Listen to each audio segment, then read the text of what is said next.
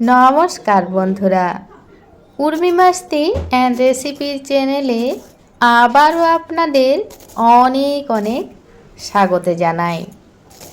আজ আপনাদেরকে বানিয়ে দেখাবো দারুণ স্বাদের এক নিরামিষ ঝিঙে রেসিপি। ঝিঙে তো আপনারা অনেকেই অনেক রকমভাবে বানিয়ে খেয়েছেন। একবার এইভাবে বানিয়ে খেয়ে দেখবেন, খেতে ভীষণ ভালো হয়। তো আজকের এই নিরামিষ ঝিঙে রেসিপির জন্য দেখুন, আমি এখানে আমার পরিমাণ অনুযায়ী মানে 3খানা ঝিঙের খোসা চেঁচে বেশ এই রকম সাইজ করে কেটে নিচ্ছি। আর কেটে নেওয়া হয়ে গেলে খুব ভালোভাবে ধুয়ে পরিষ্কার করে নেব। তো দেখুন, ঝিঙে আমি খুব ভালোভাবে ধুয়ে জলটা ঝরিয়ে নিয়েছি। আর মশলার জন্য নিয়েছি পরিমাণ মতো আদা আর ঝালের জন্য 2 কাঁচা লঙ্কা। এগুলো শিলপাটায় বেটে নেব। আর সাথে নিয়েছি 2 চামচ মতো পোস্তদানা আর 1 মুঠো চীনাবাদাম।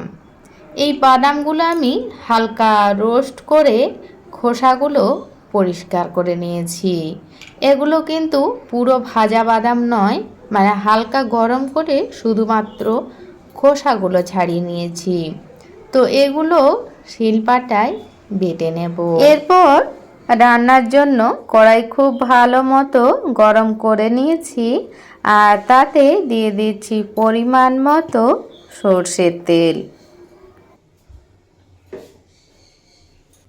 ওই তেলেই ফোড়নে দিয়ে দেব 1 ছোট চামচ মতো কালো জিরে, দিয়ে ফোড়নটা হতে দেব। ফোড়ন খুব ভালোভাবে হয়ে গেছে। এবার এড করে দেব একটা বড় সাইজের কেটে রাখা আলু। আমি এই আলুটাও যেরকম ঝিঙে কেটেছি সেরকমই সাইজ করে কেটে নিয়েছি। আপনারা আপনাদের পছন্দ মতো সাইজ করে কেটে নেবেন। তো এবার এই আলু আমি লো টু মিডিয়াম ফ্লেমে রেখে 3 মিনিট মতো ভেজে নেব। আলু 3 মিনিট মতো ভেজে নিয়েছি। দেখুন, সুন্দর একটা কালার চলে এসেছে। এবার এড করে দেব আদা আর কাঁচা লঙ্কা বাটা, দিয়ে কাঁচা গন্ধ চলে যাওয়া পর্যন্ত ভেজে নেব। আদা কাঁচা লঙ্কার কাঁচা গন্ধ চলে যাওয়া পর্যন্ত ভেজে নিয়েছি। এবার এড করে দেব কেটে ধুয়ে পরিষ্কার করে রাখা ঝিঙে। সাথেই এড করে দেব স্বাদ মতো লবণ আর পরিমাণ মতো হলুদের গুঁড়ো। সুন্দর একটা কালারের জন্য সামান্য কাশ্মীরি লঙ্কার গুঁড়ো দিয়ে ঝিঙে মজে যাওয়া পর্যন্ত ভালোভাবে ভেজে কষিয়ে নেব। ঝিঙে থেকে যেহেতু প্রচুর পরিমাণে জল ছাড়বে, তাই ওই ঝিঙের জলেই কিন্তু ঝিঙে মজে যাবে। আর এই সময় কিন্তু আমি একদমই ঢাকা দেব না, ঢাকা ছাড়াই কিন্তু ভেজে কষিয়ে নেব। আলু আর ঝিঙে বেশ কিছুক্ষণ কষিয়ে নিয়েছি। এবার এড করে দেব বেটে রাখা বাদাম আর পোস্ত।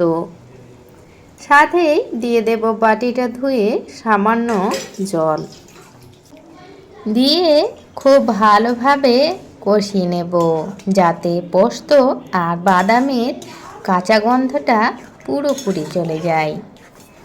আর এই যে দেখুন, বাদাম পোস্ত বাটা দিয়ে বেশ কিছুক্ষণ কষিয়ে নিয়েছি।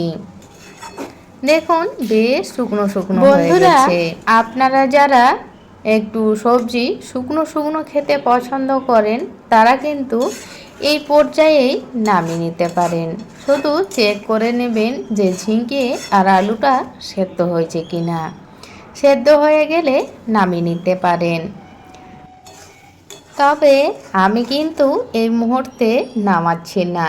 আমি এখানে সামান্য একটু জল ব্যবহার করব, যাতে তরকারিটা একটু ঝোল ঝোল হয়ে যায়। খুব বেশি পাতলা ঝোল নয়, একদম মাখা মাখা ঝোল। তো দেখুন, জল দিয়ে 2 মিনিট মতো ফুটিয়ে নিয়েছি। এবার আমার রান্নাটা পুরোপুরি রেডি হয়ে গেছে। এবার নামিয়ে নেব। তবে নামানোর আগে অ্যাড করব সামান্য পরিমাণে কাঁচা সর্ষের তেল, দিয়ে নামিয়ে নেব আর গরম ভাতে পরিবেশন করব। তো বন্ধুরা, আমার আজকের এই বাদাম পোস্ত দিয়ে নিরামিষ ঝিঙে রেসিপি যদি আপনাদের ভালো লাগে, অবশ্যই একবার বানিয়ে খেয়ে দেখবেন। খেতে ভীষণ ভালো হয়। তো আজ এই পর্যন্তই রাখলাম বন্ধুরা। দেখা হচ্ছে নেক্সট দিন আরও অন্য কোনো এক রেসিপির সাথে।